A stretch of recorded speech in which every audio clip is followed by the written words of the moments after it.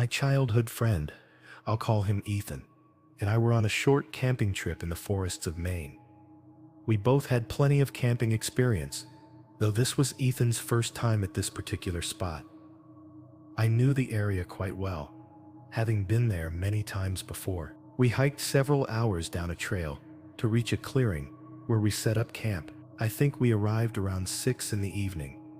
After getting everything ready, we built a good campfire, cooked some food, and then opened a few beers. We chatted around the fire as the sun dipped low. It was a relaxed, enjoyable night.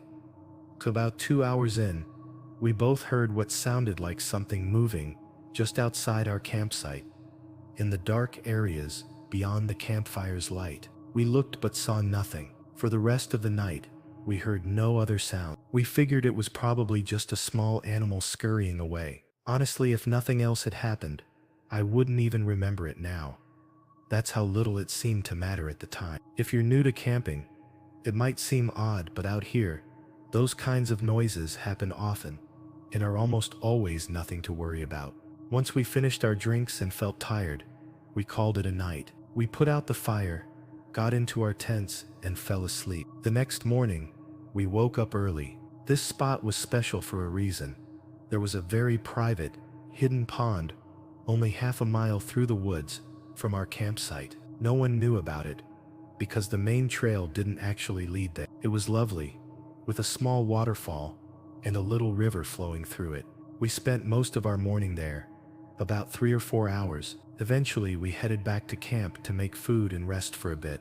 I even took a short nap. Again, around 6 in the evening, the sun was starting to set, and we hadn't gathered any firewood for the campfire. Most of the dry sticks around our camp had been used up the night before, so I had to search a little further to collect what we needed. While I was doing this, Ethan said he was going to walk around and explore other areas, promising to pick up any firewood he found on his way back. I said sure, and kept grabbing sticks from the ground. Ethan usually did this on our camping trip. I think he just enjoyed having some time alone to take in nature. Anyway, I collected a good amount of firewood and sat back at camp, just waiting for Ethan so I could start the fire. The sun sank lower and lower, and eventually I realized it had been an unusually long time since he'd left. He wasn't usually gone this long, and he was experienced enough to know not to wander the woods so close to sunset. The only way we had to contact each other out here, where there's no cell service,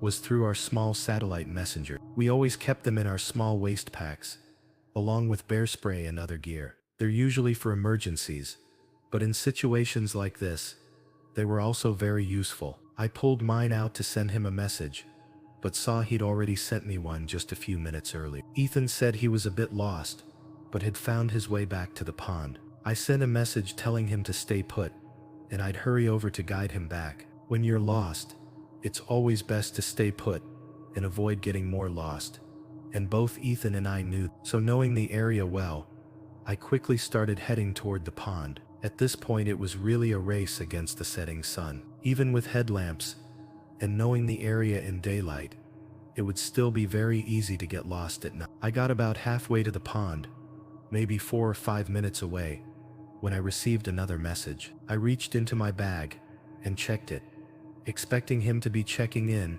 or asking for an estimated arrival time. But Ethan's message simply read, "I see you." I wasn't even near the pond yet. I stopped and looked around, confused, not seeing him anywhere. I replied that I wasn't there yet and didn't see him. Slightly worried, I started moving faster, practically running to the pond. I got there quickly, reaching the edge of the tray line before the water. Ethan wasn't there. From where I stood, I could see the entire tray line around the pond, and he was nowhere in sight. I felt the blood drain from my face and pulled out the messenger again. My last message, saying I didn't see him, hadn't even been opened. I called out his name, hearing my voice echo through the trees. The sun was almost gone, and the forest grew quieter and darker. Maybe he'd already started heading back, perhaps remembering the way somehow. I didn't know why he would, but where else could he? With daylight almost gone, I knew it was safest for me to go back to camp and figure things out there. I hadn't started the fire yet, so if I waited too long, I'd never be able to find the campsite in the dark. I began walking, feeling uneasy as I moved through the trees, which grew darker and darker. All I could think about was the unsettling last message he sent. "I see you." It was almost completely dark by the time I was about a minute from the clearing. But then I saw a flickering orange light right where the campsite was. As I got closer, I could see that the campfire was lit, and someone was standing right by it. I started walking faster, feeling a wave of relief, knowing Ethan had made it back safely. But when I got even closer, the person suddenly turned and looked toward me, then sprinted away from the fire and out of the campsite. My heart pounding, I ran up, confused and scared. That wasn't Ethan. I pulled my messenger out again and started sending text rapid. By this point, I was truly worried and disturbed by what was happening. But just a minute or so later, Ethan came running out of the woods and into the campsite. His face showed both fear and relief. He immediately told me we had to go. I agreed, mentioning the person I saw by the fire, and he said it was likely the same person he'd seen approaching him by the pond. He thought it was me until he got closer and realized it was someone else. Apparently, Ethan then tried to ask the person if they knew how to get back to the trail, but the man didn't respond. He just kept walking forward, showing a very disturbing smile. And according to Ethan, something about him looked really off, like his face was unnatural. Something just wasn't normal about it. This sent Ethan into a panic, and he simply ran in what he hoped was the direction of the campsite, getting lost again. But eventually he saw the fire and headed toward it. We packed up and left. The hike back was incredibly unsettling, to say the least, but we did manage to reach our car and drive away. This event made me rethink the whole camping trip, remembering the movement we heard outside our camp on the first night, and putting all the pieces together. It seemed likely the man out there had been watching us the entire time, waiting for one of us to be alone. Just thinking about his presence outside our campsite as we talked, slept, and did everything, completely unaware, is extremely disturbing. We still talk about that camping trip sometimes, but we never planned to go back to those woods. I just opened the map on the Airbnb app and looked for something cheap and somewhat isolated, in a smaller town. I wanted to escape the city and enjoy a few days of quiet.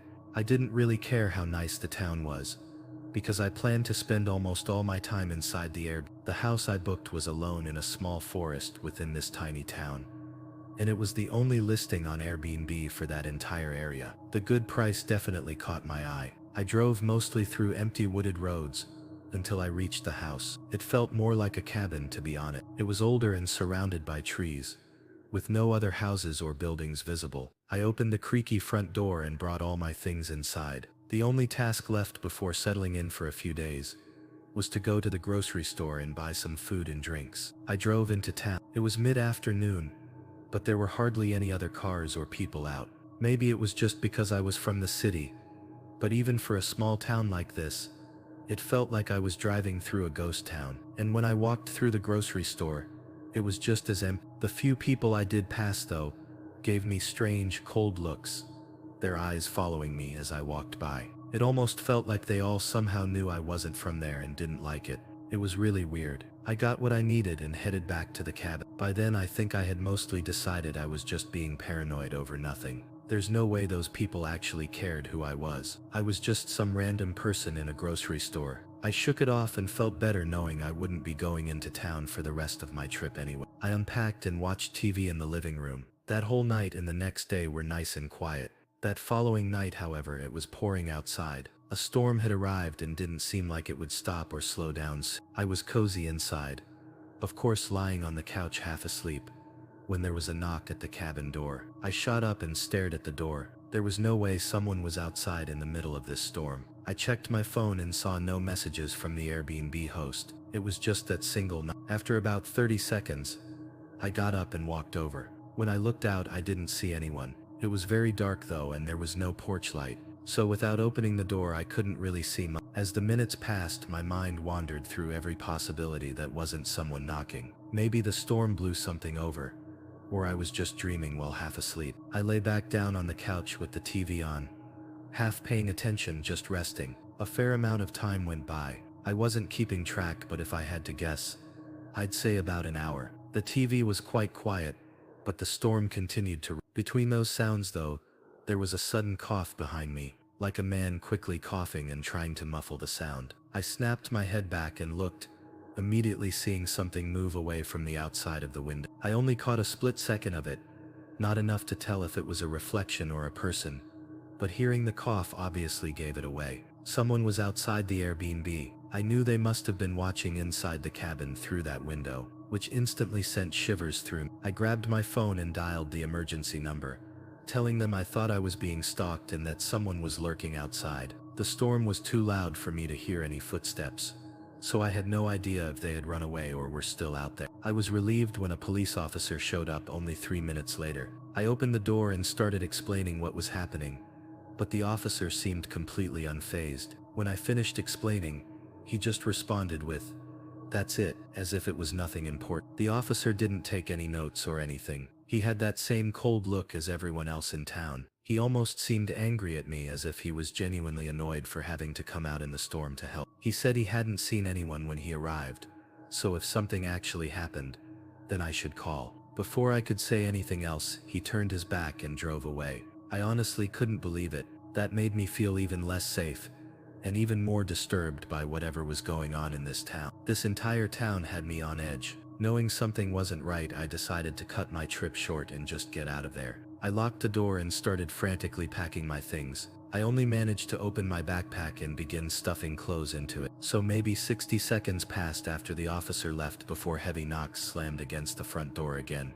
But this time they didn't stop. They kept banging on the door. I only looked out the bedroom window, confirming the police car was gone, so I knew this was whoever had been watching me. I hurried, packing everything I could in just 3 or 4 minutes. I thought about calling the police again, but honestly I felt like it would somehow only cause me trouble, or that the officer would somehow take the other person's side even if he did catch them. But then the knocking suddenly stopped. The storm seemed to grow even louder. I couldn't hear if they had left or not, so I quietly walked up to the door and looked out. I saw nothing. No one was out there. I knew I needed to leave as soon as I had the chance, so I had my backpack on and my car keys ready. I stood at the door for about a minute or so before I happened to glance back, and again at that same window I saw something move. I knew this was my only chance to make a run for it. I swung open the door and fled out of the cabin into the storm. My heart raced, knowing the person was probably running around the house to get to me. I got in my car, started it, and pulled out of the driveway. With the heavy rain, I couldn't see more than 10 feet ahead, so I don't know if they had chased me or not. They could have even been right behind me running toward the car as I drove away, and I wouldn't have seen them. I drove down the forested driveway until I reached the road, then left town and drove all the way home without stopping. That was the most unsettling and terrifying experience of my life, and I think it's worse because I still don't know why any of it was happening or even who was creeping around the cabin, watching me through the windows and banging on the door. I keep thinking about the weird feeling I got in that town, wondering if people knew the cabin was an Airbnb and, hating outsiders for some reason, went to extreme lengths to get rid of me. It almost made me feel like I was in a town that was all part of a secret group or something. If I had chosen to stay that night, things might have gone too far. Luckily, I didn't have to find out. This was just 7 or 8 months ago. My friend Josh was a close buddy of mine since our senior year of college, so about 3 years at that time. We were really close that last year of college, but after college, because of jobs and everything, I moved to a city about 3 hours away from him. We hadn't seen each other since then, so over a year, but we kept in touch and stayed really good friends, often playing games late into the night and texting during the day. You know, regular stuff like that. But on a Thursday, quite unexpectedly, he called. He said his girlfriend was away for the weekend and asked if I wanted to hang out and spend the weekend at his place. Strangely, on the call he sounded like he'd just woken up or was very tired, but I didn't think much of it. I had no plans that weekend, and hadn't seen him in a long time, so I said I'd be there. I spent that night packing, and on Friday morning I drove down. The drive took up most of my day because I had to make a couple of stops to pick up some drinks and other things, but by 4:30 I made it to his house. This was the place Josh and his girlfriend of 4 or 5 years had rushed to buy right after college. They both already had jobs, and the house was super cheap. I think I waited outside for a full 5 minutes before he finally answered and invited me in. Immediately I noticed how different he looked. He He had a really tired expression on his face. He usually had tons of energy, so this was quite strange. I thought maybe he was just having an off day though. We hung out and played some Xbox for a bit, having a few drinks. Mostly just catching up and spending time together like we used to. Still, Josh was noticeably very different from how he was just a year ago, or even when we'd play games online. In person though, he acted like a completely different person. Honestly, it kind of felt like he didn't even want to be hanging out with me. Again, I thought he just had to be having an unusual day. I mean, we all have them. But as it got later and before drinking too much, I suggested we might want to go to bed early, get some sleep now so we could be re-energized for the whole day tomorrow. But through his sleepy eyes and tired, raspy voice, he said we should stay up tonight. It seemed like he was barely able to stay awake, so this was getting really weird. And the more I suggested we just go to bed, the more he pushed back. I agreed to hang out for another 30 minutes or so, but during that time it was really awkward. He was clearly too tired to even hold a conversation, so most of the time we just sat there in silence, occasionally sipping our drinks. It honestly felt very uncomfortable, like I wasn't even in the same room as one of my friends. I wondered how this was the same friend I once knew and spent so much time with, and why was he only acting like this in person? I tried asking what he'd been up to and how things were going, but he dodged any questions like that. Eventually I said I had to get some sleep, and even though he tried to push me to stay up, I refused. I was pretty worried about him and a little creeped out, to be honest, but hoped things would be more normal tomorrow. I went into the spare bedroom to get ready for bed, but something was off about it. The entire room was empty. There wasn't a single thing in there except for a small bed against the wall, and just as strange, it looked brand new, like it was bought specifically for my visit. By now I was starting to think I was overthinking everything. Still, I really just wanted to make sure Josh was okay, so I sent a text to his girlfriend. Like I said, they had been together for 5 years, and we all hung out a few times in college, but I didn't really know her that well. I only waited a couple of minutes before she responded. All I had said was that Josh was acting a little strange and seemed out of it, so I asked if she'd noticed anything recently, or if she might know why he was like this right now. She replied that they had broken up, and she had moved out 4 months ago and had no idea what I was talking about. What? I was truly in shock. Why did he lie about her just being gone for the weekend? And why did he have me come over so suddenly now and not months ago? Things weren't making sense. It still didn't explain why he was acting so weird, and only made me feel like I couldn't trust him even more, making the whole situation more unsettling. Not wanting to sleep without answers, I turned back toward the door to leave the room, but froze in place. I could see a shadow standing right behind the door. After a second it moved away. I felt my heart start racing a bit as I moved closer to the door and listened, then opened it, stepping into the hallway and closing the door behind me. I saw the door to his bedroom was open, and I could hear him moving around in there. All the lights in the house were off now, but immediately I noticed something on the back of my bedroom door that hadn't been there before. It was a mount, like one side screwed into the wall and the other into the door. He must have just done this, probably hand screwing it in as I was in the room trying to figure out what was going on. I didn't want to be inside that house with him for another second. I started quickly and quietly walking away. As I got into the living room,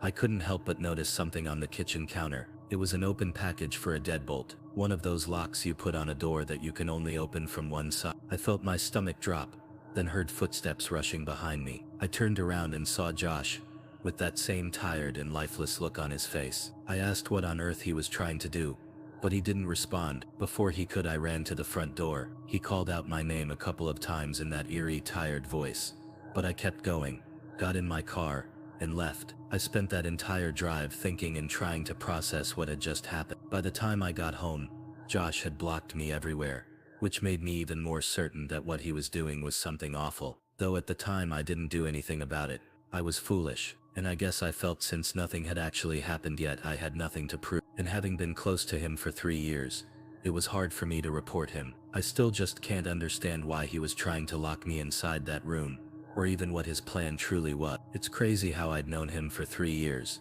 and yet it feels like maybe I never really knew him at all. I'm just glad I got out of there when I did.